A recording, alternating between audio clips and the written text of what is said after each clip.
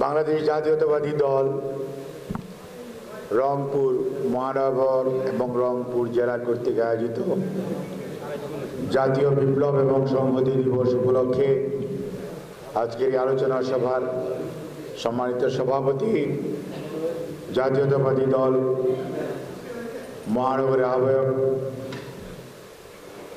সভায় আজকের বিশেষ অতিথি বাংলাদেশ জাতীয়তাবাদী দলের রংপুর বিভাগীয় সাংগঠনিক সম্পাদক, আপনাদের প্রিয় নেতা, সাবেক মন্ত্রী অধ্যক্ষ আসাদুল হাবিব দুলু ভাই উপস্থিত রয়েছেন। আমাদের আরেক নেতা, পল্লী উন্নয়ন এবং সমবায় বিষয়ক সম্পাদক জনাব ফরহাদ হোসেন আজাদ উপস্থিত, সহ সাংগঠনিক সম্পাদক দ্বয় অর্থাৎ অধ্যাপক আমিনুল ইসলাম এবং জনাব আব্দুল খালেক।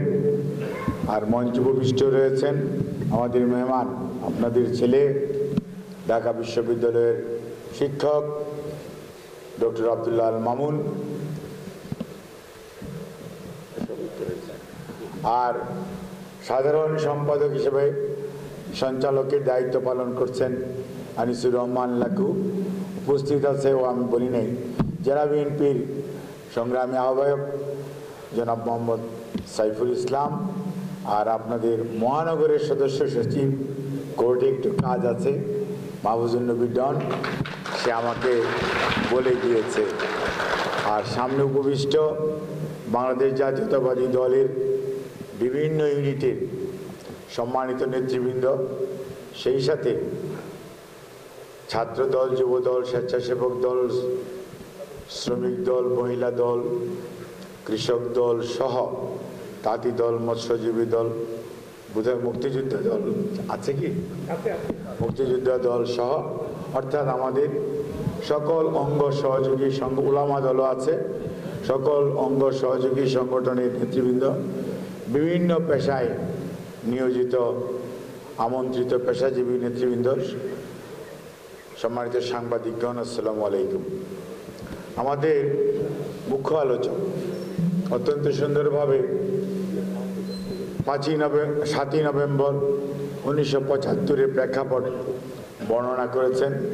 সেই সাথে আগামী দিনে বাংলাদেশ জাতীয়তাবাদী দলের রাজনীতি কী ধরনের হওয়া উচিত তারও একটু দিক নির্দেশনা দেওয়ার চেষ্টা করেছেন। আমাদের বিশেষ অতিথি অধ্যক্ষ আসাদুল হাবিব দুলু ভাই, উনিও শহীদ রাষ্ট্রপতি জিয়াউর রহমান, বাংলাদেশের স্বাধীনতার ঘোষক এবং আধুনিক বাংলাদেশের রূপকার, ওনার কর্মময় জীবনের উপর একটু আলোকপাত করেছেন, যেটি মুখ্য আলোচকও করেছেন। আমি যেখান থেকে শুরু করতে চাই সেটি হচ্ছে এই 1971-এর 75-এ যাদের দায়িত্ব ছিল দেশের স্বাধীনতা ঘোষণা করার কথা, আমরা দেখলাম, জাতি দেখল, তারা কেউ আত্মসমর্পণ করেছে, কেউ অ্যাক্রস দি বর্ডার ওপরে পালিয়ে গেছে। কিন্তু তখন সেই দিশাহীন জাতিকে নেতৃত্ব দেওয়ার মতো, যে কথাটি দুলু ভাই বলেছেন, আর্মির 8ম ইস্ট বেঙ্গল রেজিমেন্টে থাকার পরও একজন মেজর হয়ে নিজের 2জন নাবালক ছেলের কথা চিন্তা না করে, নিজের সহধর্মিণীর কথা চিন্তা না করে, শুধুমাত্র দেশপ্রেমের, কতটুকু দেশপ্রেম থাকলে একটা মানুষ সামনে পিছনে মৃত্যু, সামনে স্বাধীনতা, এই অবস্থায় স্বাধীনতার ঘোষণা দিতে পারেন, এটি আজকের প্রেক্ষাপটে চিন্তা করার প্রয়োজন রয়েছে। অনেকেই অনেক কথা বলবেন, নতুন জিএনজি জেনারেশন, তারাও হয়তো 5ই আগস্ট নিয়ে বলবে বাংলাদেশ স্বাধীন হয়েছে। স্পষ্ট ভাষায় বলতে হবে, 47 না হলে 71 হতো না, 71 না হলে 90 পেতেন না, আর 90 না হলে 24-এর 5ই আগস্ট হতো না। কাজেই মনে রাখতে হবে, শহীদ জিয়া কেন এত মানুষের আস্থা অর্জন করলেন? খালি কালুরঘাট থেকে ঘোষণা দিয়ে বসে থাকেননি। ওনার ইউনিটে প্রথম যুদ্ধ করেছেন, ওনার কমান্ডার সহ যাদেরকে গ্রেফতার করা উচিত, যারা ওই সময় নিহত হয়েছে তারা হয়েছে। অস্ত্র হাতে মাঠে গিয়েছেন, রণাঙ্গনে গিয়েছেন। প্রথম যে ফোর্সেস কমান্ডার তার নাম হচ্ছে জিয়াউর রহমান, জেড ফোর্স। প্রথম যে সেক্টর কমান্ডার তার নামও জিয়াউর রহমান, অর্থাৎ 1 নম্বর সেক্টর তিনি প্রথম কমান্ডার। অর্থাৎ যুদ্ধ করার ঘোষণা দিয়ে অস্ত্র হাতে মানুষকে ঐক্যবদ্ধ করেছেন, আশাহীন জাতিকে আশার স্বপ্ন দেখিয়েছেন, স্বাধীনতার স্বপ্ন দেখিয়েছেন। তারপরেই 10ই এপ্রিল এসেছে সেই মেহেরপুরের আম্রকাননে। অর্থাৎ there is a big gap। কাজেই বাস্তবতাকে স্বীকার করতেই হবে। 1975-এর 7ই নভেম্বর, 3রা নভেম্বর কি হয়েছে মুখ্য আলোচক বলেছেন, আমি ওই দিকে যাব না। কিন্তু পরবর্তীতে দেশের মানুষ যখন দেখেছে দেশের পতাকা, দেশের স্বাধীনতা, দেশের সার্বভৌমত্ব বিলীন হওয়ার পথে, দেশের স্বাধীনতা নিয়ে ষড়যন্ত্র চলছে, তখন এই বিএনপি অঙ্গ সহযোগী সংগঠন আমরা কেউ ছিলাম না, কিন্তু তখন এদেশের স্বাধীনতার অতন্দ্র প্রহরী জনগণ এবং সিপাহীরা ছিল। তারা যৌথভাবে যে মানুষটির উপর আস্থা রেখেছে তিনি হচ্ছেন শহীদ জিয়া, যাকে গৃহবন্দী থেকে মুক্ত করে এনে ক্ষমতায় বসিয়েছেন দেশকে সামনের দিকে এগিয়ে নিয়ে যাওয়ার জন্য। অর্থাৎ সিপাহী এবং জনতার যে ঐক্য, সেটাই কিন্তু সকল ষড়যন্ত্রকে রুখে দিয়েছিল।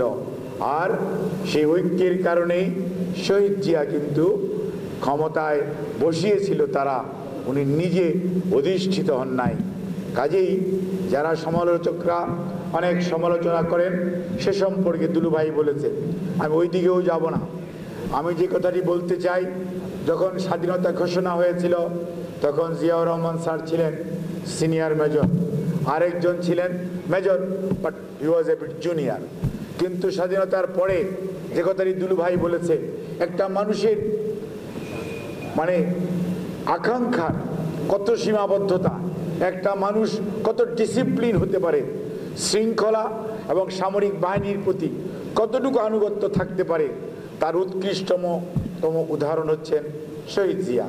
উনি ব্যারাকে ফেরত গিয়েছেন, উনি তখন কুমিল্লার ব্রিগেড কমান্ডার এর দায়িত্ব দেওয়া হয়েছে, পরবর্তীতে ডেপুটি চিফ হয়েছেন, কিন্তু ওনার জুনিয়রকে ওনার উপর বসিয়ে দিয়ে আর্মি চিফ করা হয়েছে।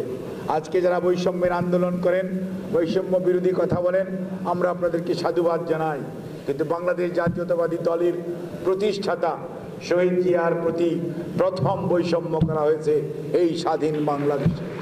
কাজেই যে স্বাধীনতার ঘোষণা দিল তার সাথে বৈষম্য দিয়ে শুরু করা হলো।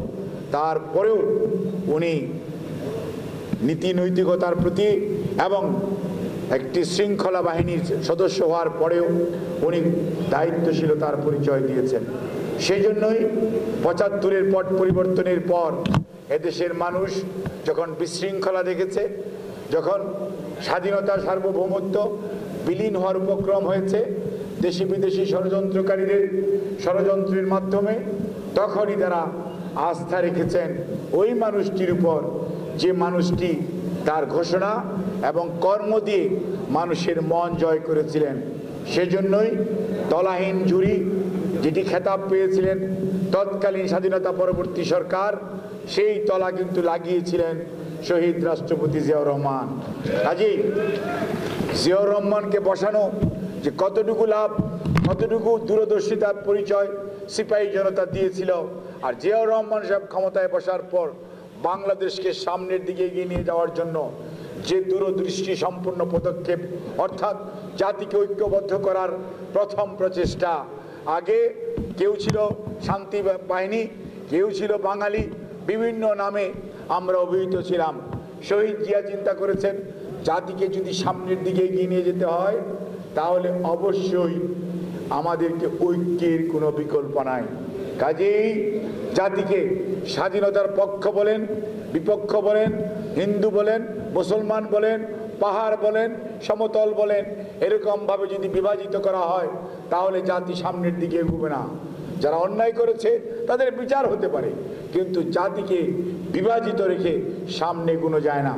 সেই জন্যই উনি দিলেন তার কালোজয়ী দর্শন, বাংলাদেশি জাতীয়তাবাদ।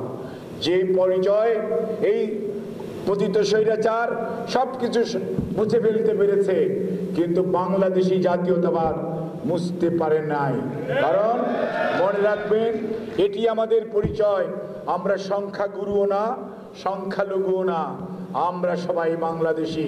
কাজেই এই বাংলাদেশকে সামনের দিকে যদি এগিয়ে নিয়ে যেতে হয় তাহলে আমাদের ঐক্যের যেমন বিকল্প নেই, এবং সামনের দিকে এগুতে হলে মনে রাখতে হবে সকল মানুষকে যদি আপনি সাথে নিতে না পারেন তাহলে কেউ পিছিয়ে পড়বে, আপনি সামনে এগিয়ে যাবেন। যেমনটি পতিত স্বৈরাচার মেগা প্রকল্প করেছে, মেগা লুটপাট করেছে, এবং আওয়ামী লীগ ছাড়া কারো কোনো চাকরি বাকরি কিচ্ছু হয় নাই। অর্থনৈতিকভাবে দেশের ৮০% মানুষ দেউলিয়তে পৌঁছে গেছে, অর্থাৎ আমরা যাকে ইংরেজিতে বলি মার্জিনালাইজড হয়েছে। আর ফুলে ফেপে গরু মোটা তাজাকরণ প্রকল্পের মতো মোটা তাজাকরণ করা হয়েছে আওয়ামী লীগ এবং তার দোসরদেরকে, যার জন্যই আজকে অর্থনীতিবিদরা বলেন ১৭ লক্ষ কোটি টাকা লুটপাট হয়েছে। আজকে দ্রব্যমূল্যের এত ঊর্ধ্বগতি, আজকে আমাদের যে মুদ্রাস্ফীতি, প্রত্যেকটার জন্য আজকে আওয়ামী লীগ দায়ী। আজকে দেশের আইন শৃঙ্খলা বাহিনীকে এমন দলীয়করণ করা হয়েছে, বারবার বলার পরেও অনেক পুলিশ চাকরিতে যোগদান করার সাহস করে নাই, কারণ তাদের অন্যায়ের মাত্রা এ পর্যায়ে নিয়ে গেছে যে তারা তাদের পেশাদারিত্ব হারিয়েছে। তারা দলীয় বাহিনী হিসাবে তাদেরকে পরিচয় দিয়েছে।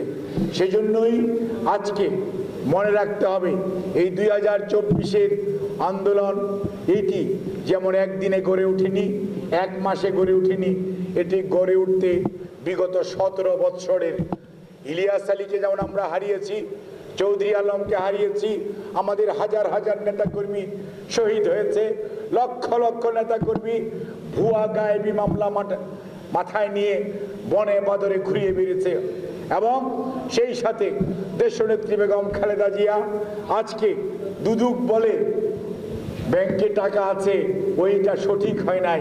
আরে বাবা, ৬.৫ বৎসর খালেদা জিয়া জেল খাটলো, এটা ফেরত দিবা কিভাবে? আজকে তুমি বলছো যে খালেদা জিয়ার টাকা ফেরত আছে। অর্থাৎ প্রত্যেকটা জিনিস ছিল ভুয়া এবং বানানো। কারণ বাংলাদেশ জাতীয়তাবাদী দল, তার নেতৃত্ব হচ্ছে এই দেশের স্বাধীনতা সার্বভৌমত্বের প্রতীক। কারণ এই দল তো সেই দল যারা স্বাধীনতা এনে দিয়েছে, কাজেই তারা তো স্বাধীনতার সাথে বাংলাদেশের সার্বভৌমত্বের সাথে কোনো বিশ্বাসঘাতকতা করতে পারে না। সেজন্যই তারা জিয়া পরিবারকে ধ্বংস করতে চেয়েছে। তার জন্যই দেশনায়ক তারেক রহমানের কোমর ভেঙে দেওয়া হয়েছে 1/11-এর পরে, যার জন্য আজকেও চিকিৎসাধীন অবস্থায় উনি শুধু লন্ডন থেকে জাতিকে গত 5.5 বছর যাবৎ নেতৃত্ব দিয়ে গণতন্ত্র পুনরুদ্ধার এবং দেশের মালিকানা জনগণের নিকট ফেরত দেওয়ার জন্য দলকে যেমন ঐক্যবদ্ধ করেছেন, একই সাথে এই স্বৈরাচারের বিরুদ্ধে যারা ছিলেন সবাইকে যুগপৎ আন্দোলনে শরিক করে আজকে আমাদের নেতা অর্থাৎ দেশনায়ক জনাব তারেক রহমান, তার নেতৃত্ব শুধু বিএনপি নয়, জনগণের নেতা হিসাবে নিজেকে প্রতিষ্ঠিত করেছেন। জনগণ তাকে নেতা হিসাবে গ্রহণ করেছে। আর তার বক্তব্য যদি আপনারা শোনেন এবং দেখেন, প্রত্যেকটি জায়গায় উনি দলের দেখেছে অন্যায়কে করেছে, অন্যায়কারীকে দেখে যায় নাই এটা জাহিদ না অমুক, তার প্রতি সাংগঠনিকভাবে যা ব্যবস্থা নেওয়া দরকার সেই ব্যবস্থা নিয়েছে। অর্থাৎ দল হলেই মাপ পেয়ে যাবেন এরকম চিন্তা ভাবনা থেকে আমাদের নেতা অনেক অনেক দূরে আছে। কাজেই নেতা আছে জনগণের পাশে। মনে রাখতে হবে বিএনপি মানে জনগণ, অর্থাৎ আপনার নেতা আমার নেতা। শহীদ জিয়ার বক্তব্য ছিল জনগণই ক্ষমতার উৎস, আর আমাদের নেতার বক্তব্য ছিল ব্যক্তির চেয়ে দল বড়, দলের চেয়ে দেশ বড়। কাজেই আমরা তো জনগণের ক্ষমতায় বিশ্বাসী। সেই জন্যই এক নেত্রী 3 দিন আগে নেচে নেচে বলেছিল অমুকের বেটি পালিয়ে যায় না, কিন্তু 3 দিন পরে আমরা দেখলাম, প্লিজ প্লিজ প্লিজ প্লিজ 3 দিন পরে আমরা দেখলাম এই বাংলাদেশ থেকে, তৎকালীন বাংলাদেশ থেকে 660 বছর আগে একজন পালিয়ে গেছেন, তার নাম লক্ষণ সেন। আর এত বছর পরে আমরা আবার দেখতে পেলাম কি হলো।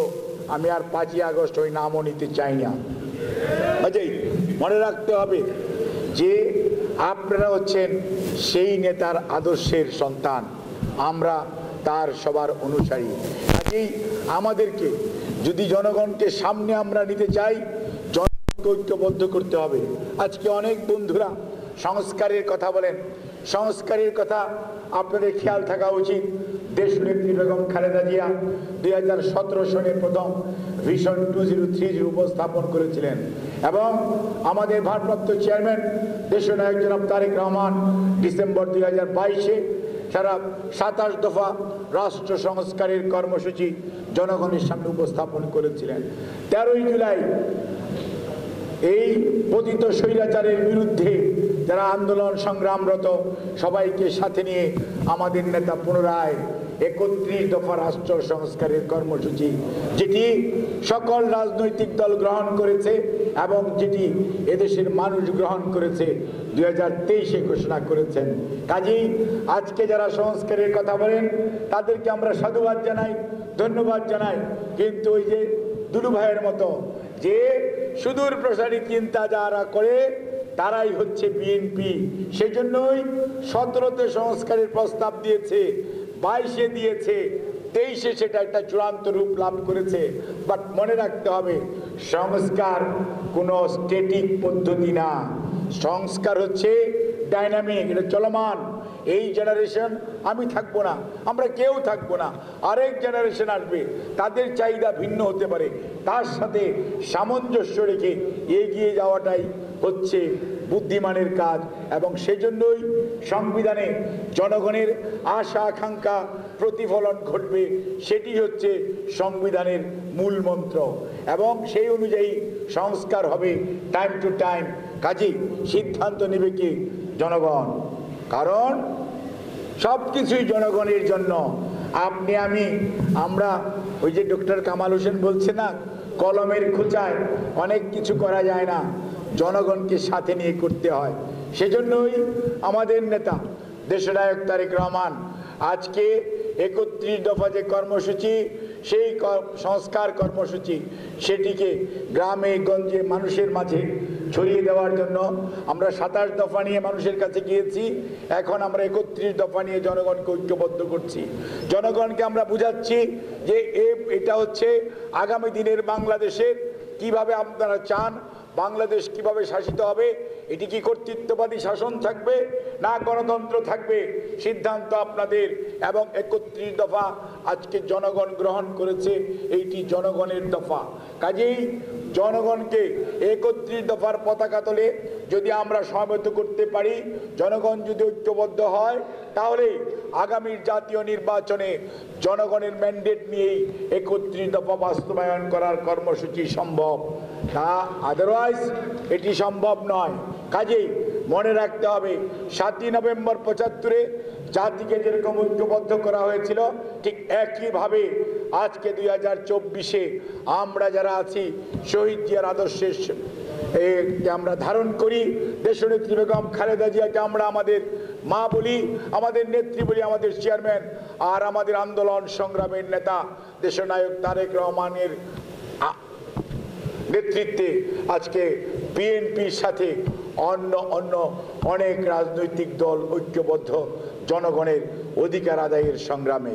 কাজেই এই অবস্থায় আমাদের দায়িত্ব অনেক অনেক বেশি, কারণ বিএনপি হচ্ছে সবচেয়ে বড় জনগণের একটি গণতান্ত্রিক রাজনৈতিক দল। দায়িত্বশীল আচরণ মানুষ আশা করে বিএনপির প্রতি। এবং আপনারাই দায়িত্বশীলতার নেতৃত্ব দিবেন। এবং এখানে যারা বসা আছেন তারা কেউ উপজেলায়, কেউ পৌরসভায়, কেউ ইউনিয়নে অথবা আপনার জেলায়, আপনারাই নেতা, আপনারাই দলের মূল চালিকা শক্তি। কাজেই জনগণকে পাশে নিয়ে আগামী দিনের যে সংগ্রাম, অর্থাৎ ভোটাধিকার ফেরত দেওয়ার সংগ্রাম, জনগণকে দেশের মালিকানা ফেরত দেওয়ার সংগ্রাম, মানবাধিকার প্রতিষ্ঠা করার সংগ্রাম, অর্থনৈতিক লুটপাটের বিচারের সংগ্রাম, আমার ভাই গুম হয়েছে সেই ফেরত পাওয়ার সংগ্রাম, আমার ভাই শহীদ হয়েছে তার বিচার হওয়ার সংগ্রাম, আমার ভাই পঙ্গুত্ব বরণ করেছে তার বিচার হওয়ার পুনর্বাসনের সংগ্রাম, প্রতিটি এবং মানুষের অর্থনৈতিক মুক্তির সংগ্রাম। যে জেনারেশন আন্দোলন করলো এই জেনারেশনকে আমাদের মনে রাখতে হবে, অভুক্ত রেখে বা তাদেরকে কোনো ধরনের কার্যক্রমে দেশ গঠনে যদি সংযুক্ত করা না যায়, দেশ সামনের দিকে আগাবে না। কাজেই সব কিছু মনে রেখে আপনাকে নেতৃত্ব দিতে হবে এবং সব সময় খেয়াল রাখতে হবে যে কর্তৃত্ববাদিতা আপনাকে আমাকে পিছিয়ে দিয়েছে এবং পালিয়ে গেছে স্বৈরাচার। কাজে এই অবস্থার মধ্যে আগামী দিনে যদি আপনি আবু সাঈদের রক্তের প্রতি শ্রদ্ধা জানাতে চান, মুগ্ধের রক্তের প্রতি শ্রদ্ধা জানাতে চান এবং আমাদের হারিয়ে যাওয়া নেতাকর্মীদেরকে ফেরত চান, তাহলে মনে রাখতে হবে অতীতকে মনে রাখবেন, ধরে বসে থাকবেন না, কিন্তু ওটির উপর বেস করেই আপনাকে সামনের কর্মসূচি নির্ধারণ করতে হবে। কোনো অবস্থাতেই অতীতকে ভুলে গেলে আপনি ভুল করবেন, তাহলে আবারও আপনারও সেই অতীতের মতো পরিণতি হওয়ার সম্ভাবনা থাকবে। কেউ ভাববেন না আমরা অসীম একমাত্র আল্লাহ রাব্বুল আলামিন, আর আমরা কেউ অসীম নই। কাজেই সেই অবস্থায় আমরা কেউ ক্ষমতাশালী নয়, ক্ষমতা হচ্ছে জনগণের আর মহান রাব্বুল আলামিনের। কাজেই তাদের সাথে সব সময় থাকতে হবে এবং নির্যাতিত মানুষের সাথে থাকার দল হচ্ছে বিএনপি। কোনো অবস্থাতেই নির্যাতনকারী হিসাবে বিএনপির কোনো নেতাকর্মীর পরিচয় থাকতে পারে না। কাজেই এই অবস্থার মধ্যে আজকে 24 সনের নভেম্বর মাসে আমাদের শপথ হতে হবে। আমরা জাতিকে ঐক্যবদ্ধ করতে চাই, রংপুরবাসীকে ঐক্যবদ্ধ করতে চাই ধানের শীষের পতাকা তলে, এবং আগামী দিনে উন্নয়ন এবং অগ্রগতি 31 দফা রাষ্ট্র সংস্কার কর্মসূচি বাস্তবায়নের যে সংগ্রাম দেশনায়ক তারেক রহমান নেতৃত্ব দিচ্ছেন, সেটিকে যদি বাস্তবায়ন করতে হয় আমরা যার যার বাড়িতে ফেরত যাব, আমার বাড়ির মানুষগুলিকে ঐক্যবদ্ধ করব, আমার গ্রামের মানুষকে ঐক্যবদ্ধ করব, আমার ইউনিয়নের মানুষকে বুঝাবো, এবং তারপরেই কেবল আপনি আগামী দিনের যে সংগ্রাম, অর্থাৎ আমি যে কথাগুলি বললাম সেই কথাগুলো যদি সংগ্রামে জয় চান, মনে রাখতে হবে জনগণকে সাথে নিয়ে ঐক্যবদ্ধভাবে জাতি সামনে এগিয়ে যেতে পারে। আর ঐক্যবদ্ধ জাতি মনে রাখবেন স্বাধীনতা সার্বভৌমত্ব রক্ষা করতে পারে। স্বাধীনতার রক্ষা কবচ শুধু আর্মি নয়, স্বাধীনতার রক্ষা কবচ এদেশের মানুষ। 18 কোটি মানুষ যদি ঐক্যবদ্ধ থাকে, বাংলাদেশের স্বাধীনতা কেউ ছিনিয়ে নিতে পারবে না। যারা চুপ করে ঢুকে পড়ার চেষ্টা করে আমরা তাদেরকে ওয়েলকাম জানাই, আসেন জনগণের মুখোমুখি হন। গিয়েছেন তো পালিয়ে, তারপরে এখন অডিও ভিডিও দিয়ে বিভিন্ন কথা বলার চেষ্টা করেন। আমাদের স্পষ্ট বক্তব্য, প্রচলিত আইনের মুখোমুখি হন। যেমনটি আপনারা ভুয়াভাবে বেগম খালেদা জিয়াকে শাস্তি দিয়েছেন, আমরা আশ্বস্ত করতে পারি প্রচলিত আইনে ন্যায়সঙ্গত বিচারই আপনারা পাবেন। কিন্তু আসেন, চুপ করে আসেন, টুপ করে বিচারের মুখোমুখি হন, তাহলেই বোঝা যাবে আপনাদের দেশের প্রতি কতটুকু টান, তাহলেই বোঝা যাবে আপনারা আপনাদের দলকেই বা কতটুকু ভালোবাসেন। আর ওই নেতাকর্মীদেরকে বলতে চাই, শিক্ষা নেন ভাইয়েরা, ওনারা কিন্তু চলে গেছে, আপনারা কিন্তু এখানে আছেন। কাজেই এখনো অনুশোচনা করেন, মানুষের কাছে ক্ষমা চান। এই দেশের মানুষ অত্যন্ত আবেগপ্রবণ এবং তারা কিন্তু খুব সহজেই অনেককেই ক্ষমা করে দেয়, অতীত ইতিহাস আছে। কাজেই বাড়াবাড়ি না করে বরঞ্চ জনগণের কাছে যে দুই হাত করজোড়ে অন্যায়ের জন্য ক্ষমা চান এবং দেশের মানুষের সাথে, সংখ্যাগরিষ্ঠ মানুষের সাথে যে আন্দোলন সংগ্রাম, অধিকার ফেরত দেওয়ার সেটিতে অংশগ্রহণ করুন। আগামী দিনে গণতন্ত্র পুনঃপ্রতিষ্ঠা এবং সাম্য, মানবাধিকার, অর্থনৈতিক মুক্তি, এইটা যতক্ষণ পর্যন্ত অর্জিত না হচ্ছে, আমাদের নেতার বক্তব্য আন্দোলনে ছিলাম, আছি, থাকবো। অর্থাৎ আমাদের উদ্দেশ্য গণতন্ত্র প্রতিষ্ঠা করতে হবে, আমাদের উদ্দেশ্য মানবাধিকার প্রতিষ্ঠা করতে হবে, মত প্রকাশের স্বাধীনতা থাকতে হবে, মানুষের অর্থনৈতিক মুক্তি আসতে হবে এবং অন্যায়কারীদের বিচার বাংলার মাটিতেই হতে হবে। আপনাদের সবাইকে ধন্যবাদ। আয়োজনের জন্য আয়োজকদেরকে, মুখ্য আলোচক সহ সম্মানিত উপস্থিতি, আপনাদেরকে, আপনারা যদি না আসতেন তাহলে এই প্রোগ্রাম সার্থক হতো। আর শুনলেন চলে গেলেন তাইলেও হবে না। আপনারা নেতা, you need to say or you need to accommodate the people এবং তাদেরকে 31 দফা সংস্কার বুঝানো, সব কিছুর দায়িত্ব আপনার। এই দায়িত্ব আপনাদের সবাইকে পালন করতে হবে। এবং সাংবাদিক বন্ধুরা, আপনাদেরকে আমি ধন্যবাদ জানাই যে 5ই আগস্ট দুপুর 12টা পর্যন্ত আপনারা আমাদের বক্তব্য প্রচার করতে পারেন নাই, আপনাদেরকে দেয় নাই। আর আজকের বাস্তবতা হচ্ছে ওই দিন দুপুর 12টার পর থেকেই সব সাংবাদিক, সব মিডিয়া, ইলেকট্রনিক আর প্রিন্ট মিডিয়া আলহামদুলিল্লাহ মত প্রকাশের স্বাধীনতা পেয়েছেন, প্রকাশ করছেন। কাজেই আপনারা আর ভুল করবেন না। অতীতের ন্যায় ভবিষ্যতে আমরাও যদি কোনো ধরনের অন্যায় করি সেটিও তুলে ধরার দায়িত্ব আপনাদের। তাহলেই দেশ এবং জাতি আগাবে এবং মানুষ আপনাকে আমাকে সম্মান করবে। আল্লাহ হাফিজ। বাংলাদেশ জিন্দাবাদ, বাংলাদেশ জাতীয়তাবাদী দল জিন্দাবাদ, শহীদ জি অমর হোক, দেশনেত্রী বেগম খালেদা জিয়া জিন্দাবাদ, দেশনায়ক জিন্দাবাদ।